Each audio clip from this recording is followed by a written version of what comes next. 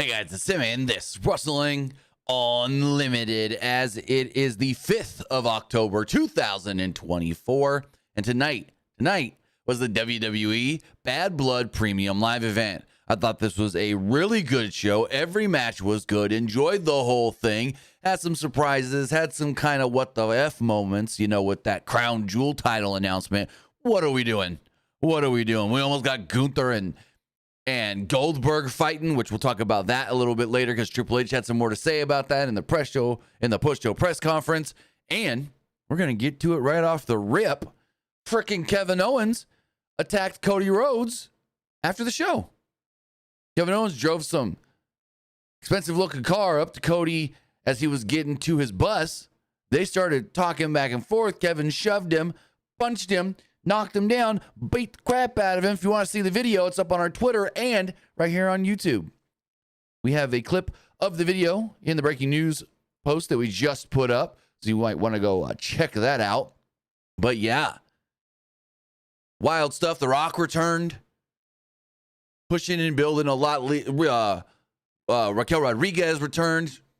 Don't know if this is a thing, but Triple H called her Raquel Gonzalez. So I don't know if they're changing her name back, but a lot to talk about, a lot to get into. If you guys want to let me know what you thought of the show, remember to always donate a super chat in the live chat on YouTube or bit donations over here on Twitch, just like Esports Gaming Rules did. He also, let's see. So Esports Gaming Rules states, a wild night in the ATL. Goldberg teased a match with Gunther, a classic Hell in a Cell that brought back the Cell's aura and big returns. And we got a post-show event angle with Cody and KO. Oh yeah. All crazy stuff. And we're going to break it all down. But first, I want to say thank you for joining us here. Twitch.tv/PWU Unlimited, YouTube.com/Pro Wrestling Unlimited, and podcast services all around the globe like Stitcher, Spotify, Google Pod, Apple Pod, Anchor, iHeartRadio, and so much more. Remember, if you are watching live on Twitch, you can help us out a couple of different ways. You can either help us out by hitting that donate button down below or donating Twitch bits in the live chat. Remember, that is the best way to get your comment, question, or concern read live on the air. Also, remember, you can subscribe to the channel one of two different ways. You can either subscribe with a tiered subscription, or you can subscribe with Amazon Prime, because remember, if you have Amazon Prime, then you have Prime Gaming. Prime Gaming gives you a lot of cool things like free games, free stuff for games, and you can also use it to subscribe to a Twitch streamer absolutely free. Also, remember, you can gift subs as well, just like we had last night, as Power Baby Babs says, hello, everyone. Thank you for the gift sub yesterday. If you do want to support the channel as well, you can gift out subs to other people, so that way they can watch with no ads. And if you did get gifted, hey, spread that love around and maybe gift to somebody else. Also, remember to head over to YouTube and help us out over there. Remember, you can hit that subscribe button to know when we post new videos, know when we go live, and know when we post to the community tab. Also, remember, you can support the channel by becoming a channel member. Hit that donate button, or hit that join button to become a channel member, even if it's just at the $1 tier. We greatly appreciate it, whether that's here on YouTube or patreon.com/PW Unlimited. And finally, head over to the Epic Game Store. Head over to the Epic Game Store and buy something. Whether you're buying a new game, whether you're buying an old game, whether you're claiming a free game or getting bucks for Rocket League, Fortnite, or Fall Guys, use this code right here, PW Unlimited, at checkout, and you will be supporting us at no extra cost. Maybe you're finally getting around to playing God of War Ragnarok, which is now available on the Epic Game Store. Maybe you want Super Shaq, Shaquille O'Neal, and Fortnite. Use this code right here, PWU NLIMITED. But with all of that, let me... we got a big packed show to talk about that kicked off with a amazing Hell in a Cell match. Amazing. I already had people message me and ask me, what did you think of the Hell in a Cell compared to the Lights Out cage match? Not going to compare the two because they're different. They are not the same match, because I could say this in one simple term. Superplex off the top rope through a table on the outside. You can't do that in a cage match. So already it just makes it completely different. So I'm not even going to get into the, well, what was better? AEW's cage match or WWE's cage match, Hell in a Cell, and blah, blah, blah, blah. No. They're different matches.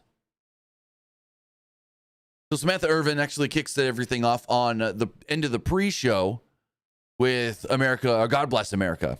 Also, weirdly, no pre-show at the building. Like they showed Biggie, Rosenberg, and Jackie Redmond backstage a few times, but most of the pre-show was, I'm gonna butcher her name, Megan Morant and Sam Roberts from the headquarters in Stamford. Very weird. Kind of gave a different vibe. Almost made Bad Blood not feel as important. And then this show happened and it was very important. So Triple H is seen walking through the back. Michael Cole said Triple H will be out later to make a historic announcement. That's all I got to say about that one. We'll get to it. Cody Rhodes arrived at the arena with Metro Boomin in an old Crown Victoria. Gonna say right now, outside of these Bad Blood commercials, never heard or seen a Metro Boomin. Don't know who he is. Bloomin, whatever. Michael Cole apparently is a big fan of his. Michael Cole likes hip hop and rap, so yeah.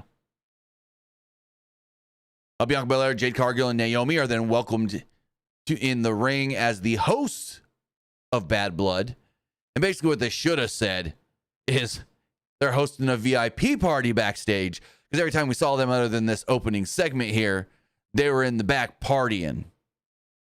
So they all wore red outfits.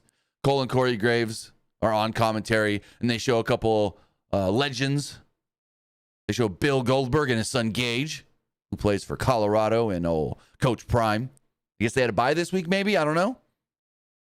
And then they also showed some guy named Killer Mike. Michael Cole's happy about that. So then we get Hell in a Cell. The match itself goes about 31 minutes. This was phenomenal. Like, amazing. I don't know if it could have been much better at all. This was, as The Miz would say, awesome. So, McIntyre sent Punk into the cage early on, and the crowd chanted for tables about a minute, 2 minutes in. Punk grabbed a table and a chair, but McIntyre used the chair on Punk. McIntyre used his boot to smash Punk's face into the steel steps. McIntyre then grabbed a wrench out of a toolbox, but Punk ducked it and stabbed McIntyre's head with it. Crowd actually reacted pretty good to that. Kind of like fork shot. McIntyre then ripped the legs off of a table and tried to use them on Punk as a weapon, but Punk dunked it. Like, what? That's new. Excuse me, that's new. Yet, Punk dunked it and choked McIntyre with it. He also slammed McIntyre on the upside down table, flat on the metal legs. Punk tried stabbing McIntyre with the legs, but McIntyre escaped. Punk went after McIntyre on the outside of the ring, but McIntyre dropped him with a Claymore kick. McIntyre then lawn darted Punk into the side of the cage, which didn't look good and fun for Punk. In fact, Punk came up bleeding, sitting up against the cage. Drew took his time and soaked it all in. He was happy that there was color on Punk's face. There was a somewhat significant amount of blood on Punk's face at this point, and body, and the mats. McIntyre smashed his face with the steel steps and then stomped his head on top of them. McIntyre told Punk that he would end his career and his wife is going to leave him. McIntyre stabbed Punk's wound with a wrench. The crowd then rallied behind Punk, who fought back, but McIntyre cut him off with an overhead suplex. McIntyre then set up for a Claymore, but Punk slipped out of the ring. McIntyre went after Punk, and Punk bonked him in the head with a toolbox. Made a great sound, made a great thud. Boom. McIntyre then came up bleeding, and not just bleeding. There was a, not gusher, I would say, but it was just, you turned the faucet on, and it was just a steady stream for a few moments, maybe a few minutes. Punk then repeatedly hit McIntyre on the head with a toolbox. Punk then hit a bulldog and a GTS, but McIntyre fell out of the ring, so Punk couldn't make the cover. Punk then got McIntyre back in the ring, but McIntyre nailed him with a Claymore for a near fall. McIntyre, whose face is now covered in blood, missed a Claymore, and Punk put him in a sharpshooter. McIntyre hit Punk with a wrench until he let go. Their sweat had wiped off most of the blood, so both men could see again, basically. And they're going at it and whatnot. McIntyre had tons of blood in his hair. They eventually both collapse, and the crowd starts chanting, "This is awesome," as the two are exhausted, just going at it, blows and strikes and all kinds of things. McIntyre at one point then gave Punk a vertical suplex off like the ropes, middle rope, maybe top rope. I think it was more middle rope. off the ropes through a table on the outside. Crowd lost their minds. I lost my mind. I went, whoa, jumped out of my chair for a moment like, holy shit. McIntyre then grabbed the larger section of the steel steps and placed them on his head to get him into the ring. He actually played stuff like his back is hurting him as well. Before McIntyre could use the steps, though, Punk nails him with a GTS and gets a near fall. Punk then grabbed McIntyre and gave him a white noise on the steps for a 2. Punk then caught McIntyre in the Anaconda Vice of all things. Haven't seen that move in a while. McIntyre wanted to use the wrench to escape, but Punk grabbed it and hit him with it instead. McIntyre, bleeding even more at this point from the top of his head, got on his knees and pleaded with Punk. Punk, as he said in this promo, wanted McIntyre to beg. McIntyre used that to bait Punk in for a low blow, right in the gonads. McIntyre then grabbed a bag, and we didn't know what was in the bag. Was it glass? Was it thumbtacks? What was it? What was it? Nope. It was beads. It was beads for bracelets. McIntyre went for a claymore after he put the beads in Punk's mouth. Punk ducked, and McIntyre landed tailbone ass first onto the, oh my God. Like, I can't even explain this properly. Like, I don't even know if I have, give me 1 second. I'll use Nick Jackson here for an example of this, because this was brutal. I'll use Nick Jackson and a cup. Nick Jackson in this cup. So pretend like this cup are the steel steps laying in the ring. Drew runs in for a claymore. Punk moves, he misses, and he goes, boom, ass right into the side of the steps, right into the edge. And it looked like it hurt bad. Like a Nick Jackson. Anywho, it looked like this hurt bad. Punk then wrapped a chain around his knee, shoved beads down McIntyre's throat, and hit with a GTS, and pinned him 1, 2, 3. CM Punk wins Hell in a Cell. CM Punk now has his eyes set on Gunther, I would say, for the World Heavyweight Championship. So Punk leaves the ring, tries to walk up the ramp, he kind of loses himself, falls down. Medical comes to check on him. They put a mask on his face to give him some oxygen. He tries to walk off, and he mutters something about the world title and Gunther and this and that. So essentially, that's what's next for CM Punk. Well, and the rumor had been Punk and Gunther for the title, possibly at Survivor Series. So we'll see how that plays out. Survivor Series is November 30th. I had to remember. November 30th. So yeah, this match was great. Both men had like career-defining performances here. Some of the best I've seen from either man.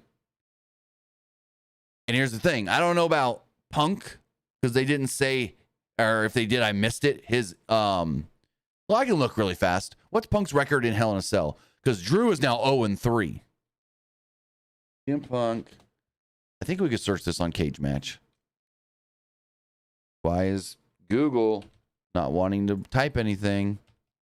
There we go, Google. So I think Rosie says 2-2. I'm just gonna double check that. Hell Cell 1, 2. Nope, it is 2-3. He is 2-3 in Hell in a Cell. No, 3-3. It looks like. So his first Hell in a Cell match was against The Undertaker. He lost. Second Hell in a Cell match was the triple threat with John Cena and Del Rio. He lost. Well, actually, no. Fatal 4-way. Oh, no. We're not counting this one then.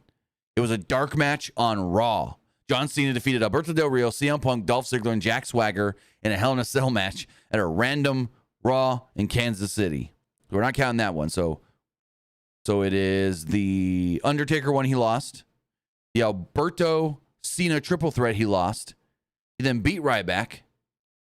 Beat Paul Heyman and Ryback. And then beat Drew. So he is 3-2. 3-2. I totally forgot he fought Ryback 2 Hell in a Cell pay-per-views in a row. Hell in a Cell 2012 and Hell in a Cell 2013. And speaking of that, they talked about the last time Punk was in this structure, he fought Ryback. And they said Ryback by name.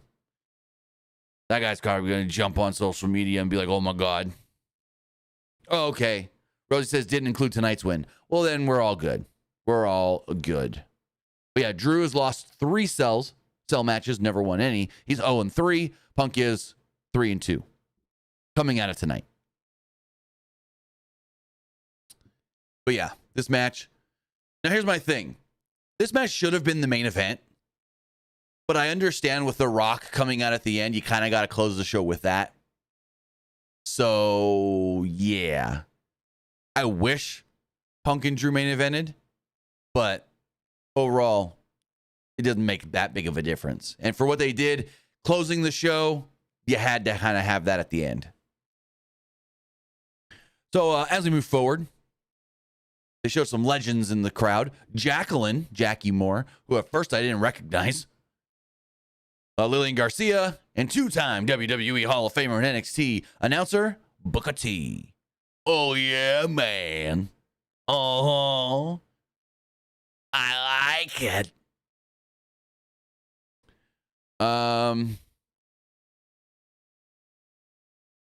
Kathy Kelly then interviewed Bianca Belair, Jade Cargill, and Naomi in a suite at what they called a VIP party. They've also changed their clothes. They're all wearing blue now. At the party, you can see Jey Uso in the back. They kind of yeeted him at the end here. They talked about more legends that are here, and they're having fun partying with them, like Jey Uso, DDP, and X-Pac. Naomi then again gave Jey a shout out and wished Bayley luck in her match up next. Belair then sarcastically wished Bayley luck. And here's my thing. Bianca turning heel. Because last night when Bayley interrupted Naomi, Bianca, and Jade, kind of Bianca got perturbed. She got a little mad when Bayley walks up and she goes, hey. She tried to like dance with them. And Bianca's like, no. And Jade's like still trying to dance. She goes, cut it. You see this? So something up with Bianca not really liking Bayley hanging around Naomi or something. I don't know. Maybe I'm looking too much into it. But it feels like Bianca is not a fan of Bayley and Bayley hanging around Naomi. I don't know. We'll see. We'll see. But speaking of Bayley, she had a match up next where she challenged Nia Jax for the WWE Women's Championship. So early on, the first couple minutes, Nia just dominated. She set it for her finisher early. Bayley got underneath and set it for a power bomb. Nia then countered with the Hurricane Rana. Really, Bayley had the power bomb. Nia then grabbed the top rope and kind of like twisted her body down to make it look like she was going for a Hurricane Rana. And then Bayley literally is standing there and just does a front flip bump kind of deal. And then they replayed it. Not the best looking thing. I wouldn't have shown the replay, but they had to show the replay because commentary was like, wait, was that a hurricane? Was it really a hurricane? We got to see. So, yeah. Not Bayley's fault. Maybe not even Nia's fault. I don't know whose idea this was. Clever, I will say. In execution, went about like I thought. Went about like you would think. Anyways, Bayley then hit a sunset flip bomb into the corner and a diving elbow for a 2. She freaking landed right on Nia. Like, right on Nia with that elbow. Jackson charged at Bayley on the outside of the ring, but she moved, and Jax crashed into the steel steps. Bayley then hit an elbow off the steps. Jax softly powerbombed Bayley on the top of the steel steps, and not so softly, just freaking chucked her as hard as she could into the barricade. Oof. Jackson followed this up with Samoan drop for a 2 that she almost didn't get. She grabbed Bayley and like barely had Bayley up for this Samoan drop.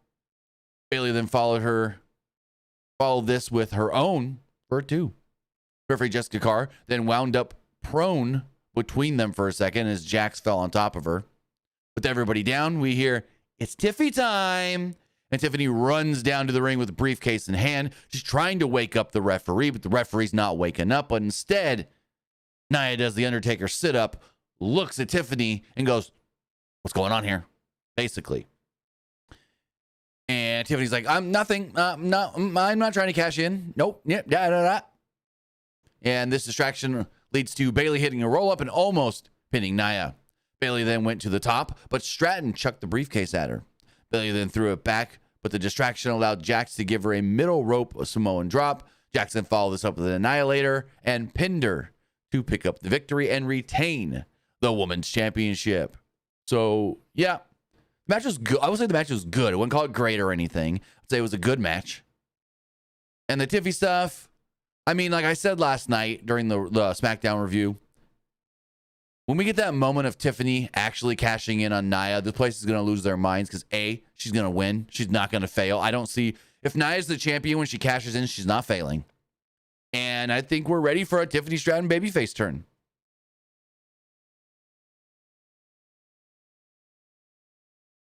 So there was a video, the two-night SummerSlam announcement video, the one we've been seeing for weeks with B&B, Bianca Belair and Cardi B.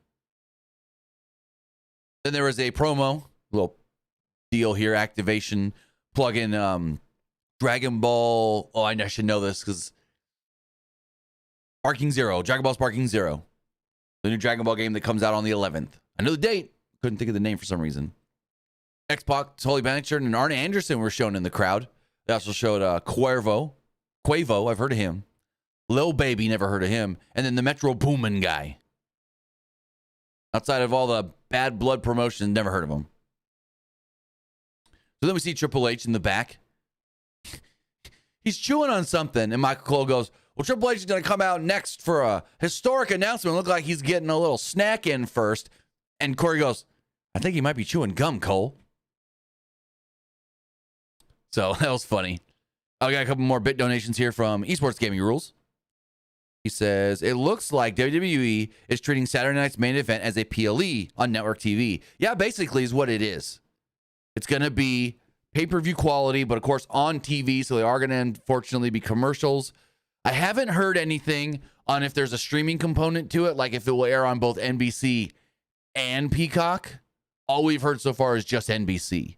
But we know with a lot of NBC sports, like Saturday Night Football, Sunday Night Football, they do also stream those onto Peacock. So we don't know exactly how this is going to work. If there is a Peacock component, I haven't heard. He also says, Jessica Carr know how to take a ref bump like Charles Robinson. Well, Jessica Carr was a wrestler before she was a referee for WWE. She wrestled on the Indies, and then WWE brought her in as a referee. So, of course, she knows how to take a bump. She used to wrestle. Jessica Carr wrestled, I'll tell you exactly, like when. Carr. I think it was under the same name. She wrestled from 2010 to 2017.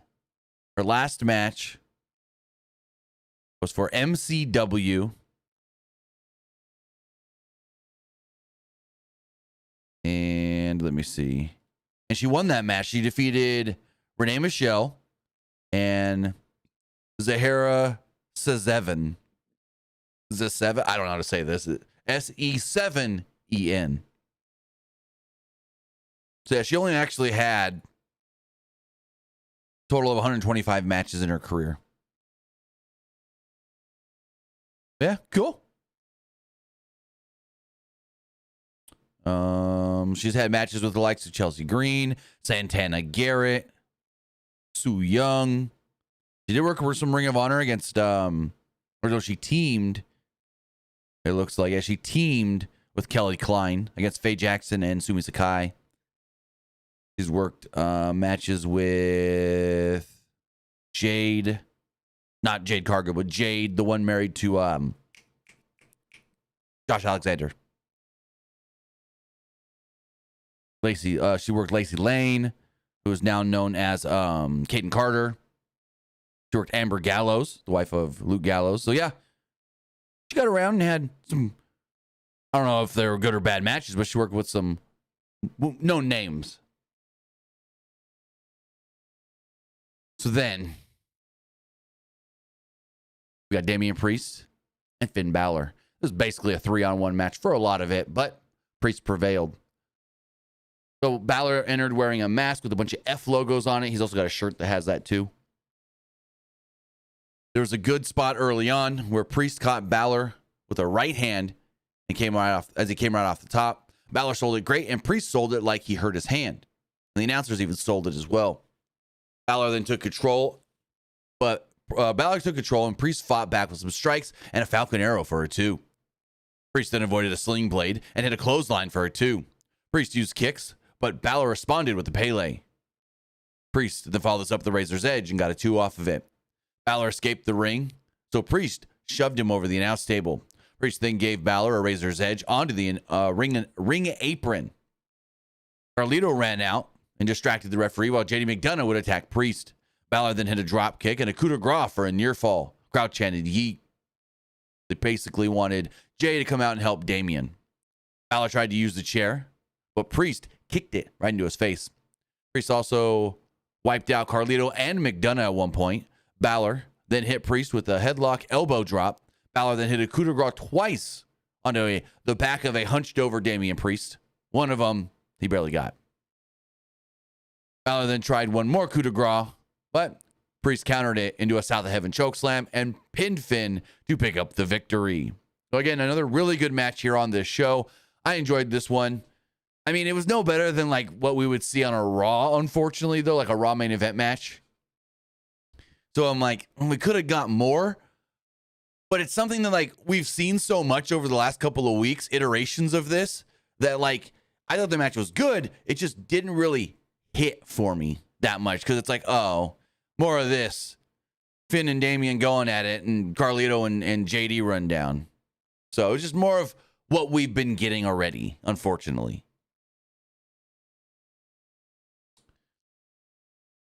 So we get they plugged Raw and thanked Metro Boomin for the theme song tonight.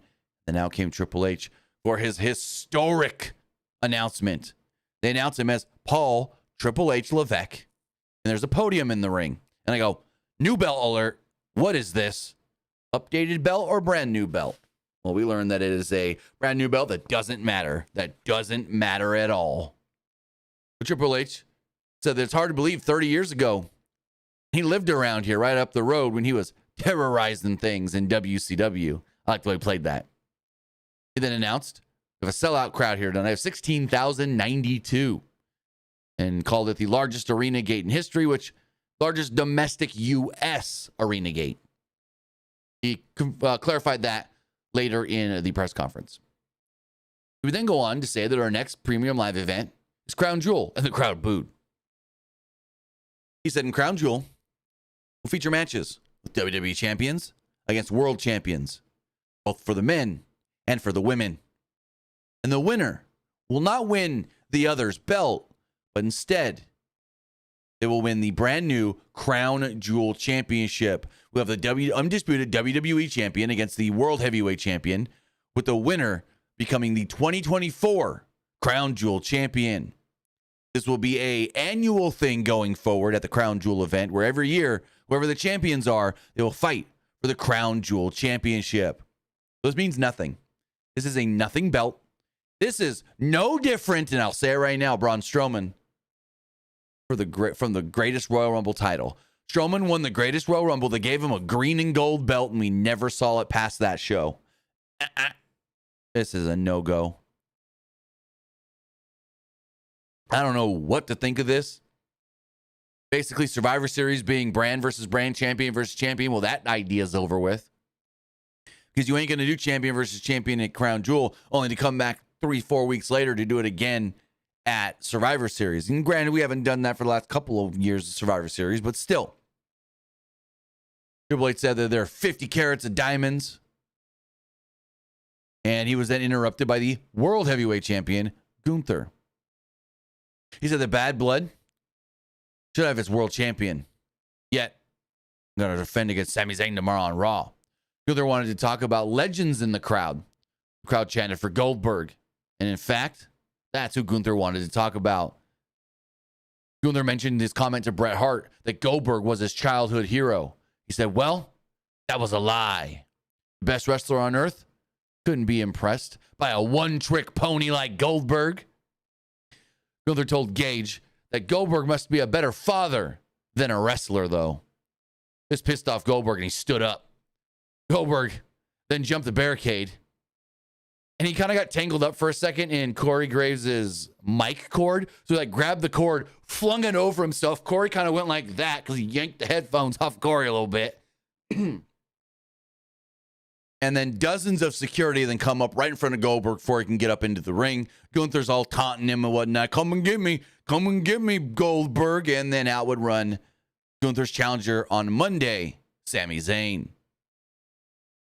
Sami came out and brawled with Gunther, but officials and security got between them and broke it all up. Gunther then bailed, and the crowd chanted for Zayn.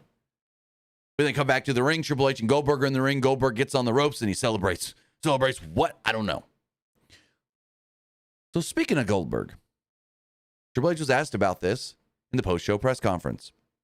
He was asked, one more match for Goldberg? Goldberg got the itch? Goldberg want to come back? Was this actually setting something up? And Triple H goes, it's weird. I saw Bill. He said it just like that. I saw Bill earlier in the day. And he had a look in his eye, but it was just a happy to be here kind of thing. But when Bill got in that ring, jumped that barricade, there was a different look in his eye, like I've seen before. So he's like, basically, we'll see how it plays out. So he's not fully ruling out another Goldberg match in WWE. Goldberg versus Gunther. Oh, give it to me. Give it to me. I know most people will be like, I want to see Goldberg. Fuck it. Give me Goldberg and Gunther. If we're not getting Goldberg or Gunther and Brock, then this will suffice. Goldberg and Gunther instead of Brock and Gunther. Come on. Don't be a coward, TKO. We get more legends in the crowd. DDP, Mickie James, and Scott Steiner. Mickie James should be working for this company. Wrestling. She could still go.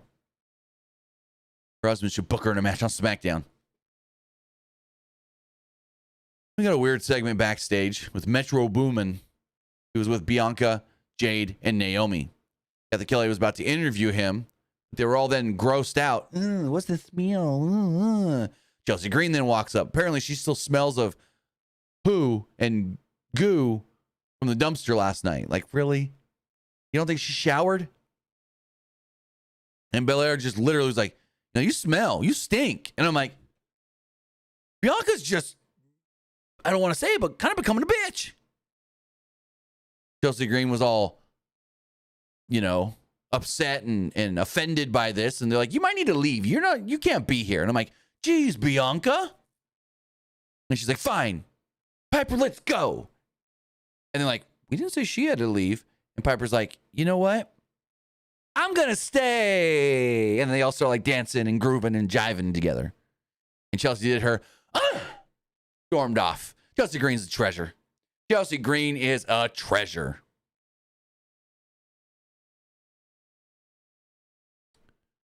So then we had Liv Morgan and Ria Ripley. Morgan and Dom come out on the stage with the lowrider. Shark cage is lowered down. Not over the ring, though, because the Hell in a Cell cage, but over the aisle, which I'm like, dang, we ain't getting a spot where Dom drops a weapon. Oh, well. We got a different spot we hadn't seen before. Pinata spot. So Ripley was in control early until Morgan targeted her leg. Morgan legitimately missed the shot block, and Rhea made sure not to sell it because Rhea's a pro. Sometimes we see that. Oh, I'm supposed to sell a spot. Even though she missed it, I got to sell it anyway. Nope. Jinder Mahal, I'm talking about you selling that whisper in the wind. Morgan then tackled her by the leg and stomped it in response. Ripley then fought back and hit a Northern Light suplex for a 2. Morgan went back after Ripley's leg and slammed it against the post. Morgan shoved Ripley into the barricade and then hit her with a sunset flip powerbomb into the barricade. Morgan followed this up with the codebreaker off the ropes for a 2. Morgan then went for the Oblivion, but Ripley countered by rolling through. Ripley then tried a Riptide, but her leg gave out, and Morgan hit a Crucifix Bomb for a 2. Morgan then did Eddie Guerrero's Shuffle and tried 3 Amigos, but Ripley blocked the third one into a Razor's Edge. former prison inmate Dom Mysterio then picked the lock and opened up the door of the cage, the shark cage. Ripley then went to the top and noticed the door's open. She then brushed it off, going like, oh, well, he can't get down anyways. She then yeeted and hit a frog splash for her too. The fight then fell to the outside, where she looks right up at Dom, grabs Liv, and hits her with a riptide on the floor that just, you can hear that thud.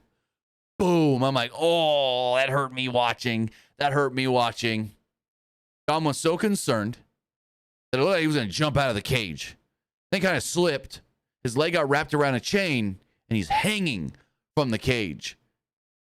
They do this very well. I don't know if they like practiced it beforehand or whatnot. They must have, because Dom did it flawlessly. It didn't look like I got to set up the spot. I got to do this, make sure the foot in the... Nope. It just happened. Dom was then dangling and hanging.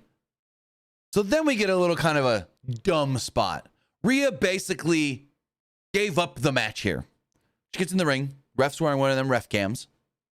She goes, hey, can you give me a minute? I'll come right back here to beat her, but I want to go play with him real fast or deal with him real fast.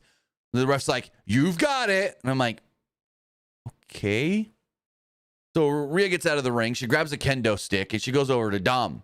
She then calls for the camera to come closer to her and she goes, come here, come here, come here. She looks in the camera and goes, happy birthday to me. And she starts wailing and unloading and just hitting Dom so hard with these kendo stick shots. They're loud. And Dom's just got to hang there helplessly and take them. And then Ria gets attacked from behind. Ria gets attacked from behind by the returning Raquel Rodriguez. Raquel throws Ria back in the ring. The ref calls for the bell, the DQ. And so I guess I didn't hear an actual announcement here, but I guess Ria wins but doesn't win the belt is what you would think. So, yeah. Raquel then grabs Ria and hits her with a Tejano bomb. And they say that she's really the only woman that could powerbomb Ria like that. And I'm like, well, maybe Nia Jax. Probably Nia Jax. She actually then placed Morgan over Ripley for a cover, but the match was already called off and over. So what people are forgetting here, everyone's just like, oh, Raquel and Ria, they've got history. What a lot of people on social media were forgetting, Liv and Raquel were also former women's tag team champions together. So there's history there as well as them being friends and having that bond already. So, and then also they said, we haven't seen Raquel in months thanks to Ria Ripley. Really? Huh? I thought Raquel worked Hell in a Cell or Elimination Chamber. Hold on. Raquel Rodriguez. Could have swore it was like Chamber, maybe one other match. And that was it. Hold on. Raquel Rodriguez. That's weird. I think I wanted to type properly. Let's see. What was her last match? She had a match on Raw against Chelsea Green, February 26th. She hasn't worked a match with... Wow, it's been a long time since she worked anything with Ria.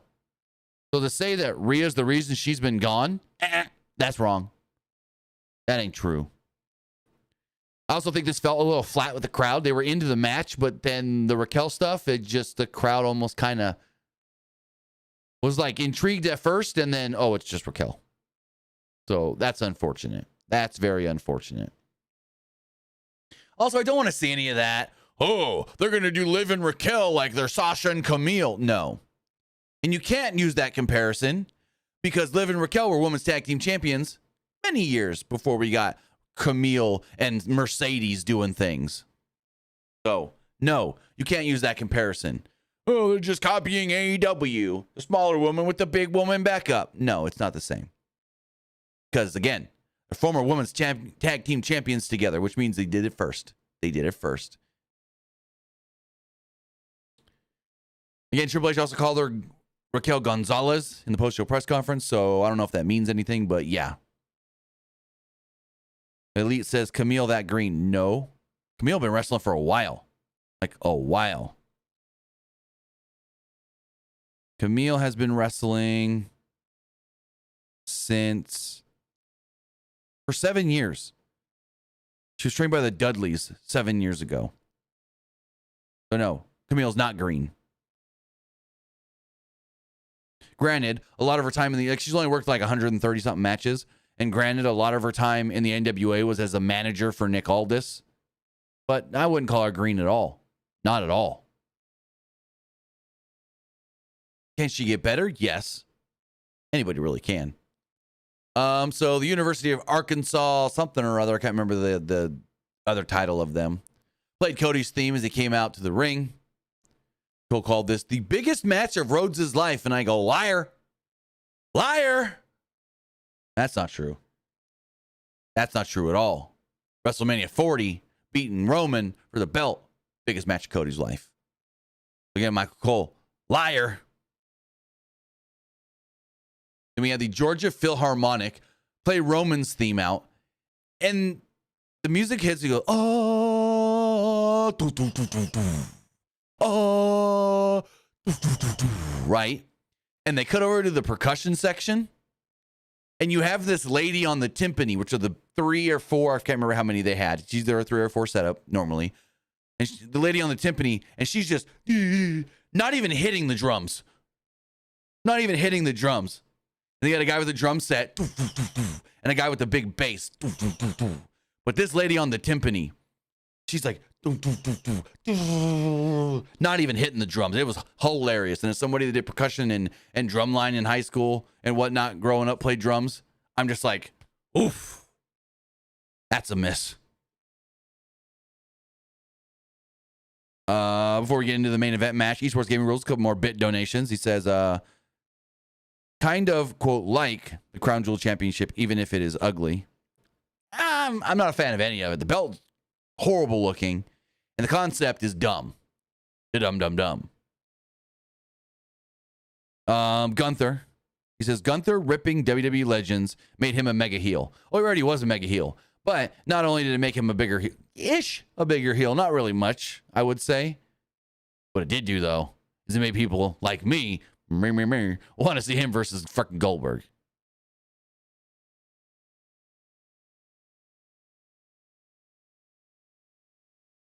So moving forward, Roman Reigns and Cody Rhodes taking on Solo Sikoa and Jacob Fatu. Thank you, Esports Gaming Rules. It was University of Arkansas Pine Bluff. Thank you for that. So it's Roman Reigns' first match back since WrestleMania. Rhodes started off against Fatu. Rhodes quickly hit some big offense, but Fatu no-sold it, and Sikoa entered the ring. Crowd chanted OTC. They also chanted, fuck you, Solo. Sikoa Sikoa tagged in, so Reigns tagged in. Crowd cheered. Sikoa had the edge, but Fatu entered as soon as Reigns got some offense. Fatu hadn't tagged in, but the distraction allowed Sikoa to deck Reigns from behind. And I'm like, something in the back of my head says that I could see like Roman turning on Cody in this match, and this is all orchestrated by him. Like, I need time away. Solo's going to take over, and yeah, I'm really in charge. But that's not what we got in the least bit. So I'm glad I didn't go that route of this was all a plan by Roman to get at Cody. I'm glad that's not what this was. Solo hit Reigns with the running hip attack. Fatu tagged in and hit a much more impressive running hip attack because just everything Jacob Fatu looks great. Again, future world champion Jacob Fatu. I'm going to say it. I'm going to put that out into the stratosphere, the universe, the multiverse. Future world champion. Well, it's WWE World Heavyweight. I don't care. Future world champion Jacob Fatu. Fatu, though, missed a singer splash. Went face first into the ring post. Reigns then made the hot tag to Rhodes, who hit Fatu with the power slam, jabs, bionic elbow, and a Cody cutter. Sikoa distraction allowed Fatu to hit a pop-up Samoan drop, though. The match then slowed to a crawl as the Bloodline worked over Rhodes. Rhodes fought them off and tried to get the hot tag, but Fatu yanked Reigns off the apron. We barely kind of saw this. The shot wasn't that great, but yeah. Fatu then went for a senton bomb, but Rhodes got his knees up and finally made the hot tag to Reigns, who hit Sikoa with a clothesline and a big boot.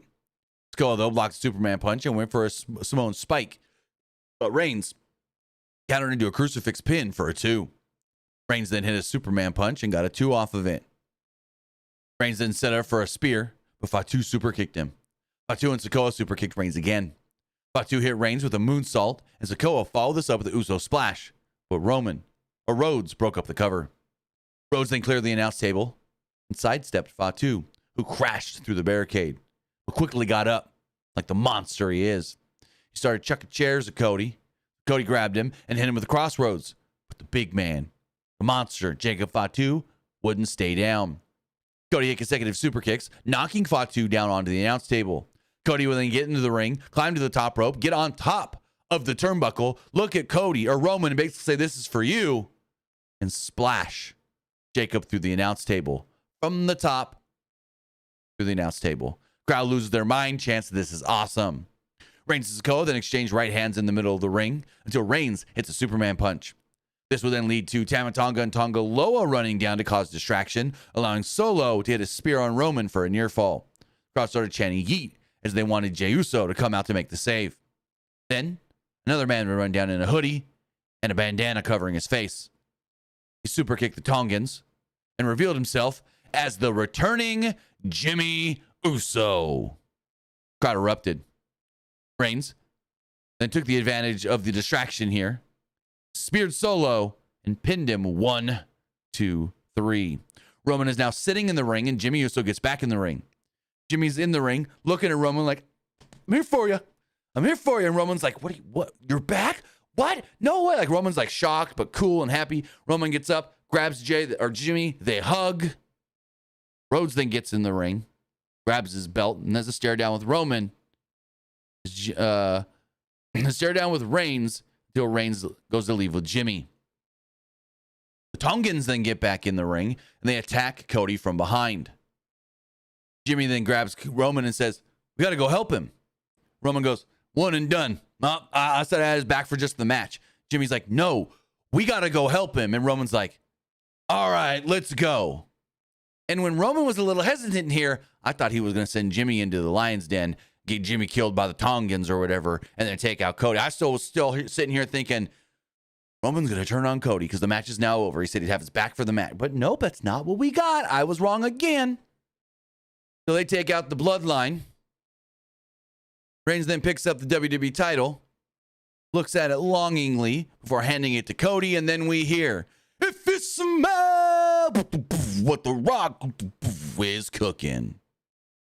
Now comes the final boss, the People's Champion with the People's Championship, and it's The Rock. He makes his way out wearing the vest, pulls the vest out a little bit, and does this, patting his heart, I guess you would say. Roman, Cody, Jimmy, watching from the ring. Rock raises the eyebrow and then does this. 1, 2, 3. Puts the hand out. Yeah. Slices the neck, goes to the back. Then cuts a 5-minute promo in the back on Instagram. I don't know exactly what this means. Is he 1, 2, 3 triple threat at WrestleMania? Remember on the Pat McAfee show earlier this week, Cody teased, WrestleMania 41, we're going to do the biggest main event of all time. Well, triple threat with Roman, Cody, and Rock.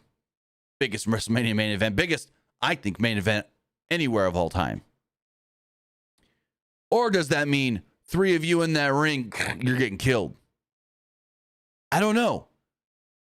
We're going to have to wait and see and let it play out. And then after the show, we find out Kevin Owens attacked Cody Rhodes. And I'm like, what the shit? They didn't play this on TV. They didn't put this on their socials. I don't know. Very weird. Very weird. But that was Bad Blood. I thought it was a great show. Really, really good. Gonna get the poll here going for you guys on Twitch. What did you think of? What did you think of Bad Blood? I liked it. It was all right.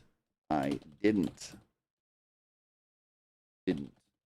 If you are watching live on Twitch, go vote in the polls now as we check the other polls as well. It's refresh all of these. Boom. Boom. And where's the Twitter? There it is. All right. So as far as all of this does go, as far as the Threads poll does go, 50% like the show, 25% thought it was just all right, and 25% didn't like the show. Looking at the Twitter X poll, 78.3% like the show, 17.4% thought it was just all right, and 4.3% didn't like the show. Looking at the YouTube community poll, 84% liked the show, 11% thought it was just all right, and 5% didn't like it. Some of the comments here. CM Punk versus Drew McIntyre, best match on the card. Oh, for sure. Bayley deserves better. Still trying to figure out who Balor pissed off to deserve the JOB treatment. I don't know about that. I just think right now they're really pushing Priest. He lost his belt. They're still going to give him a little bit more of a push. We're all good. We're all good. And this person says, guess War Games is Dwayne, Cody, Roman, and Jimmy. I don't think Dwayne is on their side. 1, 2, 3, slit the neck. That ain't on their side. I don't think so at all. Rock ain't working on War Games either. Says, only thing I dislike was the ending of Ria versus Liv. I think Ria should have took the win. Yeah, I don't know where they go from here. Does Ria just get another rematch? I don't know. That's the one thing. It's like, what are we doing? Versus says, amazing. I liked it. Heart emojis. As far as the live poll does go, 89% liked the show, 10% thought it was just all right, and 1% didn't like it. Everybody that voted on Twitch liked the show. With that, guys, that is going to wrap everything up. I want to say thank you for joining me here. Twitch.tv/PW Unlimited, YouTube.com/Pro Wrestling Unlimited, and podcast services all around the globe like Stitcher, Spotify, Google Pod, Apple Pod, Anchor, iHeartRadio, and so much more. With that, we'll see you back here live Monday for the Monday Night Raw post show. Have a great rest of your weekend, and we'll see you next time. Have a good one, guys. All right.